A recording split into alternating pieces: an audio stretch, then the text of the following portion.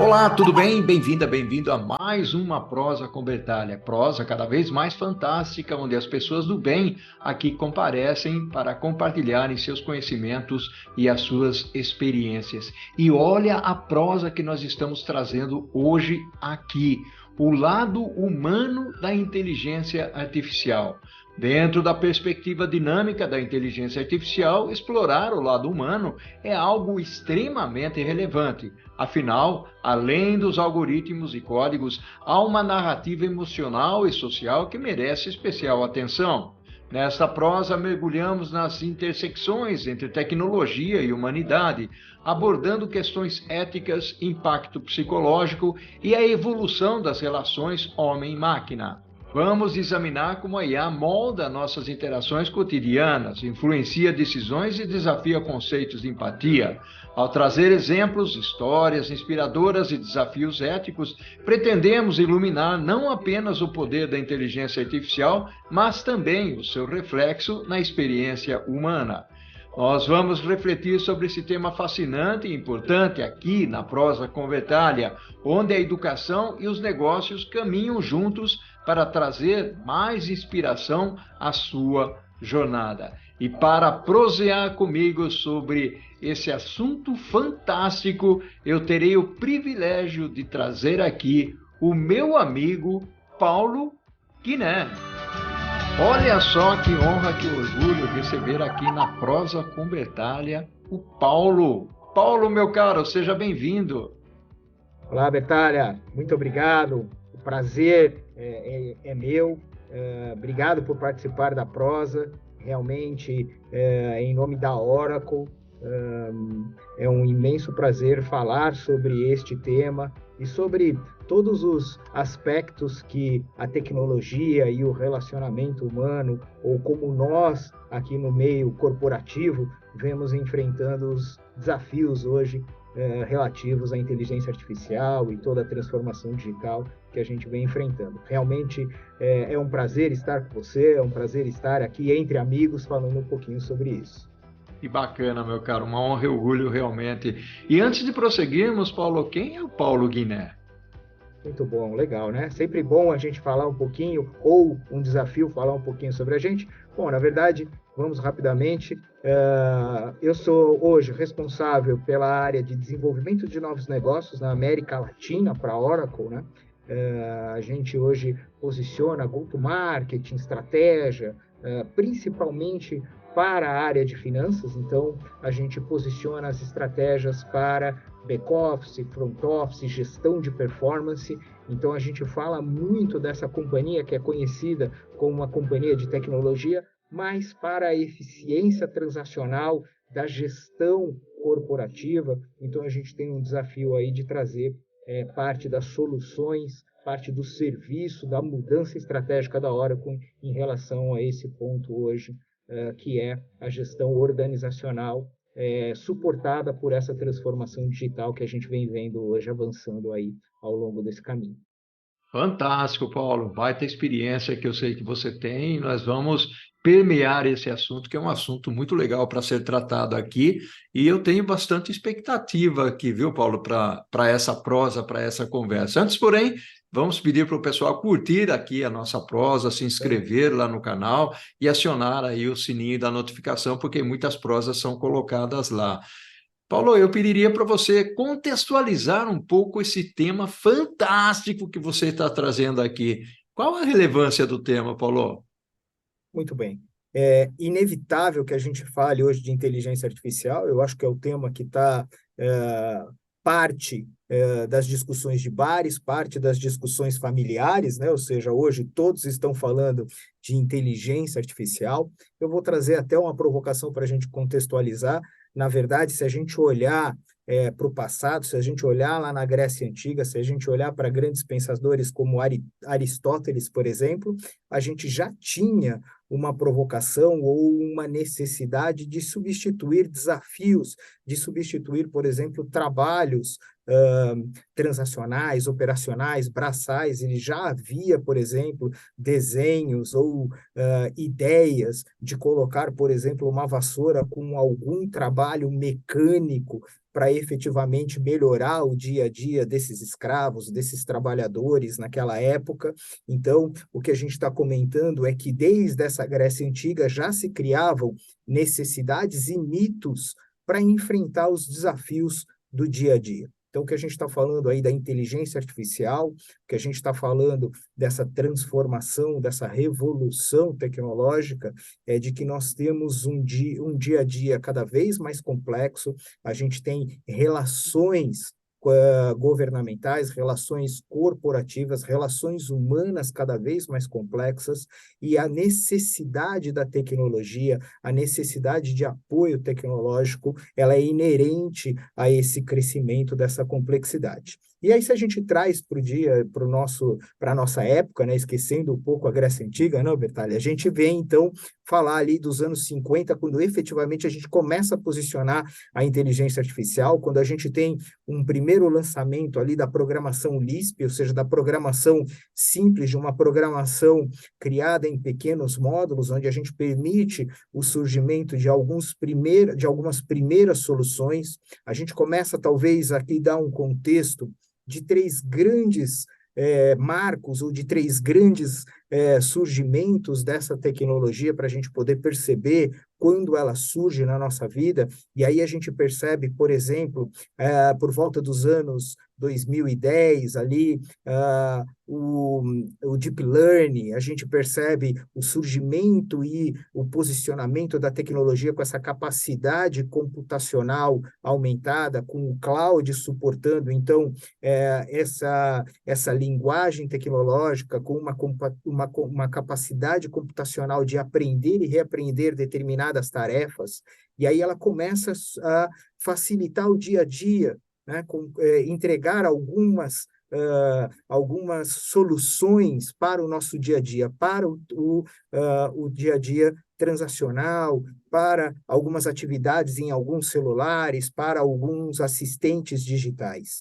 Logo depois, a gente percebe um segundo grande marco, que é o surgimento da linguagem natural, o NLP, que é um formato extremamente mais evoluído desse ponto, e aí ele resulta no grande marco, eu acho, dos assistentes digitais, e eu coloco aqui como talvez a grande provocação da interação humana. Ela muda necessariamente o nosso relacionamento com a tecnologia, que é quando surge a Siri, a Alexa, quando surge o Google Earth, ou seja, quando surge uma relação diferente com a capacidade computacional e a linguagem natural desse modelo. Então, quando necessariamente a gente começa a ter uma interação por voz, quando essa interação por voz fica muito mais inteligente, né? Então a gente vê, por exemplo, os jovens interagindo com as soluções interagindo de uma maneira muito mais rápida, muito mais ágil.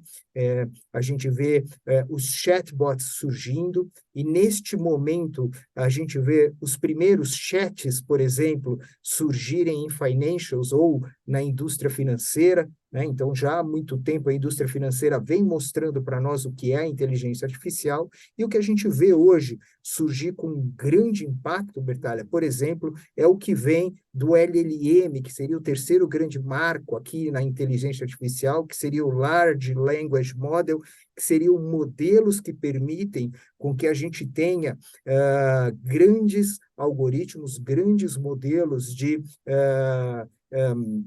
inteligência, grandes modelos de programação, inclusive trazendo insights, inclusive preparando dados de uma maneira diferente, onde a gente já vê um chat GPT, onde a gente já vê uma inteligência artificial já generativa, por exemplo. Então, a gente vê aí o marco da inteligência artificial transformando as nossas vidas, impactando o dia a dia do nosso da nossa operação, do nosso cotidiano, vamos dizer assim.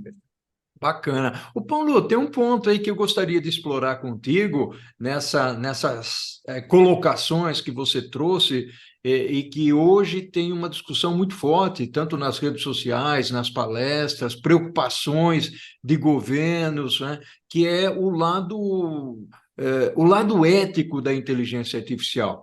Então, eu queria explorar um pouco contigo quais são os principais desafios éticos relacionados ao desenvolvimento e uso da inteligência artificial, Paulo? Nesse contexto, não, Bertalho, assim, claro que hoje a gente começa a perceber, primeiro, a extensão do uso, né? A gente começa a perceber, por exemplo, recentemente, a Casa Branca fez algo muito parecido com as nossas medidas, com as nossas medidas protetivas ou com uma medida legislativa, vamos dizer assim. A Casa Branca agora recentemente lançou uma quantidade de normas de utilização, onde eu diria que é inevitável que a gente comece a pensar em esse posicionamento ético, a gente comece a pensar na dualidade da tecnologia. A tecnologia, ela nasce e ela cresce efetivamente com essa complexidade. Então, definir o controle é um risco, porque o controle vai proteger aqueles que já estão, né? E, ao mesmo tempo, se a gente não define controles, a gente também corre o risco dessa utilização, não vou dizer indevida, mas essa utilização onde esbarra em determinados limites éticos ou em determinados limites arriscados de utilização. Então, a gente já começa a ver governos, a gente já começa a ver entidades, a gente já começa a ver empresas querendo definir alguns limites para isso. Eu começo e digo aqui que existem hoje grandes três desafios, ou talvez os três principais desafios da utilização da inteligência artificial, das soluções como elas existem hoje, Bertão. Eu diria que um dos primeiros grandes desafios, e talvez o mais complexo, é o viés algorítmico. Ou seja, hoje, a inteligência artificial, como ela está, ela utiliza a inteligência, a base de dados, a informação como ela está, e existe um viés algorítmico, né? Quer queira, quer não, nós Uhum. temos que trabalhar esse viés algorítmico, e isso é um grande desafio para o conceito ético, né? Então, recentemente, teve uma discussão sobre como a inteligência artificial entende determinadas regiões do Brasil, como ela entende determinadas regiões, determinadas estratos sociais brasileiros, como ela identifica determinadas nacionalidades. Então, isso é um risco, é um viés algorítmico, isso tem que ser trabalhado. Isso tem que ser trabalhado necessariamente pela interação humana. Então, esse é um viés que tem que ser, esse é um risco, né, uma necessidade, um problema, uma situação que tem que ser trabalhada. Eu diria que um segundo e importante tema ético é a privacidade e a segurança. É inevitável que nós tenhamos que trabalhar, que os órgãos, os governos, as próprias companhias, os provedores tenham que trabalhar cada vez mais na privacidade e na segurança de dados. Recentemente, eu vou dizer, este final de semana, teve uma escola que teve um problema sério onde jovens utilizaram a base de dados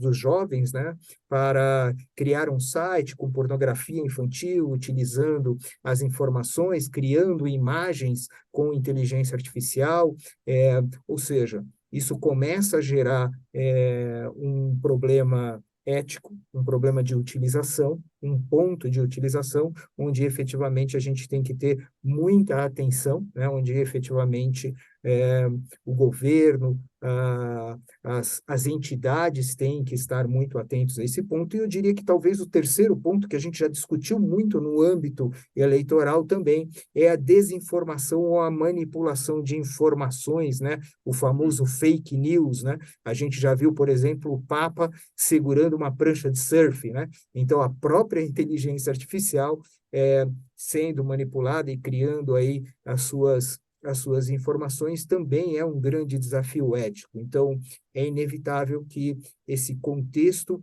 traga a necessidade do desenvolvimento responsável, da forma responsável.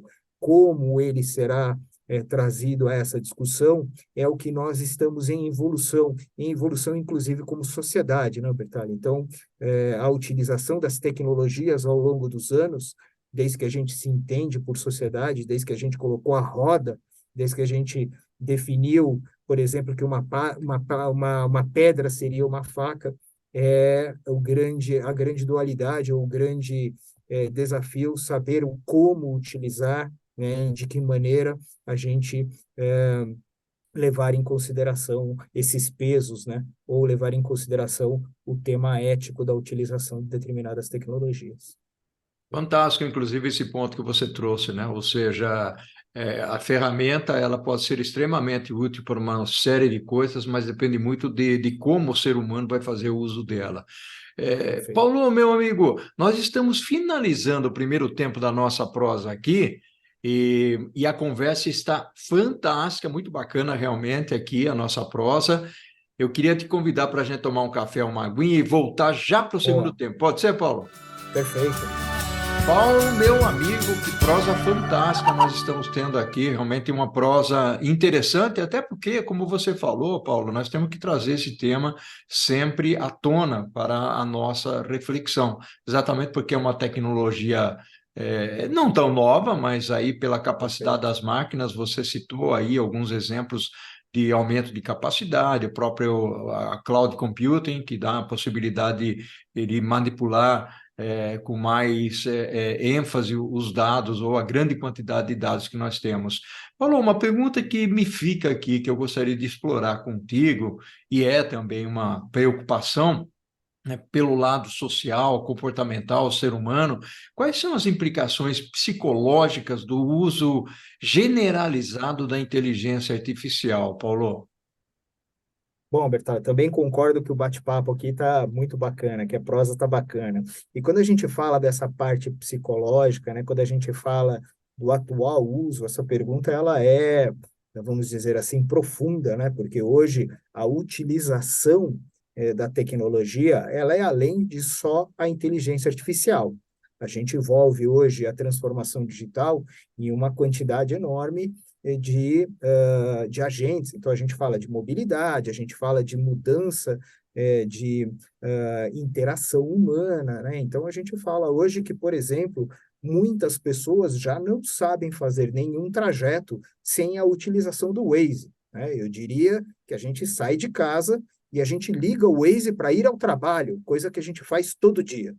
Mesmo Então, a gente sabendo o caminho, é verdade. exatamente, sabendo o caminho, a gente sabendo quais são os radares que existem naquele local. E a gente liga o Waze, porque a gente precisa daquele suporte, a gente precisa daquele apoio, a gente precisa, por exemplo, de um auxílio do comando de voz para fazer uma solicitação de uma pesquisa de alguma coisa através de um buscador e assim sucessivamente. Então, esta dependência tecnológica, ela é, assim como a evolução, na minha opinião, humana, né? A gente, até certo ponto atrás, aos sábados, a gente pegava um telefone, discava um número e fazia um pedido de pizza.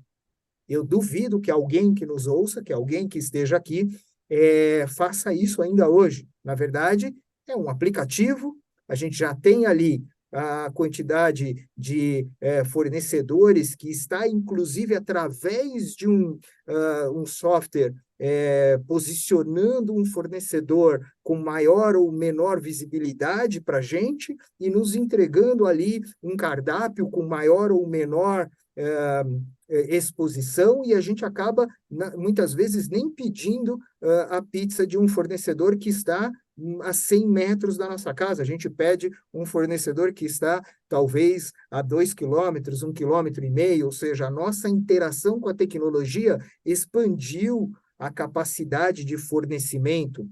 Psicologicamente falando, né, a gente acaba tendo essa dependência, a gente acaba tendo essa situação. O próprio Ibope colocou que fez uma entrevista com um alcance de pessoas com várias faixas etárias, e colocou que 69% das pessoas entrevistadas não conseguem mais passar o dia sem a utilização de um celular. Essa é uma dependência psicológica, uma dependência operacional, é uma dependência do nosso dia a dia hoje, que nos traz, talvez, a discussão para essa pergunta, Bertal. Tudo que é demais ou tudo que é de menos é ruim.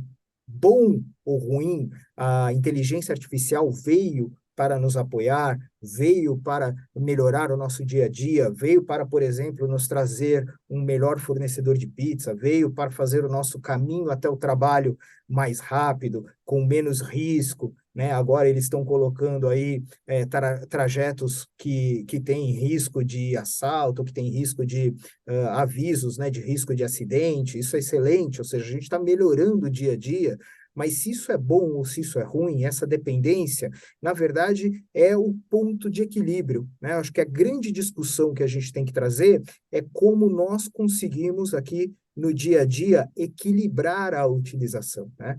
E isso, claro, acaba dependendo de como nós conseguimos definir as políticas, de como as empresas definem as políticas de utilização. A gente tem discutido muito, Bertalha, por exemplo, que não tem mais o online e o offline, tem o on-life, né? Na verdade, hoje, você está 24/7, você está o tempo inteiro ligado, é muito difícil você não olhar um e-mail que você recebeu da sua empresa, então as próprias empresas precisam definir algumas políticas sobre enviar ou não enviar determinadas informações na sexta-feira após determinado horário, durante os finais de semana. Os próprios gestores precisam entender qual é o impacto de você envolver essas pessoas com informações na tecnologia. Então, a utilização ela é um todo, né? Então, quando a gente fala dessa dependência, a gente costuma brincar que tem gente usando o chat GPT como uma ajuda psicotécnica, né? Como uma ajuda aí de uma análise, né? Então, já estão substituindo até o nosso analista por o chat GPT, fazendo perguntas, né? Então, é um pouco por isso. Eu acho que a gente tem que buscar o equilíbrio, a gente tem que buscar, de verdade, políticas e apoios para que a gente tenha a tecnologia no meio termo, apenas para apoiar a melhoria do dia a dia. É fantástica essa sua colocação, até porque eu uso o chat GPT para algumas atividades, como professor, como mentor, tal, nos trabalhos de pesquisa, e realmente eu ganho muito em produtividade. Mas um cuidado nós precisamos ter, porque realmente aquilo que ele traz, você tem que ter um certo conhecimento, porque você não pode confiar totalmente naquela informação que ele está trazendo. Tem algumas informações, inclusive, lógico que tem aquele esquema que você falou do deep learning, do aprendizado de máquina, aprender constantemente, ela vai evoluindo seguramente, né? E uma das coisas que eu gostaria de tocar aqui contigo, Paulo, é olhar, já que você citou o chat GPT, é um pouco dessa relação homem-máquina, né? Essa evolução que existe na perspectiva da inteligência artificial, e aqui eu me atrevo a dizer que nós precisamos evoluir conjuntamente. Então, dentro desse baldinho aí, dentro desse cesto, eu gostaria que você fizesse o seu comentário nessa relação homem-máquina, Paulo. Exato. Assim, a gente tem muito claro, né? E aí a gente vai chegar talvez a uma conclusão, né? Que esses debates ou essa discussão, ela tem sempre dois lados, né? A gente sobre a evolução, sobre o impacto, sobre como isso a gente tem sempre os otimistas, os pessimistas, a gente tem sempre dois lados, aqueles que olham e falam assim, poxa, mas essa evolução tecnológica, essa evolução da sociedade, ela pode tirar determinados postos ou ela deve melhorar determinados postos, né? Ela pode aumentar, talvez, demissões, ela pode ter algum impacto social, e, na verdade, essa evolução, essa busca, ela tem que ter em consideração que a evolução social, a evolução humana, ela é sempre par e par, ou seja, a tecnologia evolui, a sociedade evolui, e a gente tem que olhar sempre com esses dois pontos. Então, quando a gente olha, por exemplo, o chat GPT, a gente olhando para finanças, olhando para o back-office, olhando para o executivo, a gente durante muito tempo foi treinado, a gente estudou para fazer respostas, né, para aprender a responder. A gente sabe ler um demonstrativo financeiro, a gente responde aos executivos, a gente entende como a empresa está sendo executada e tira insights, e neste momento a gente tem que saber qual é a pergunta que a gente faz.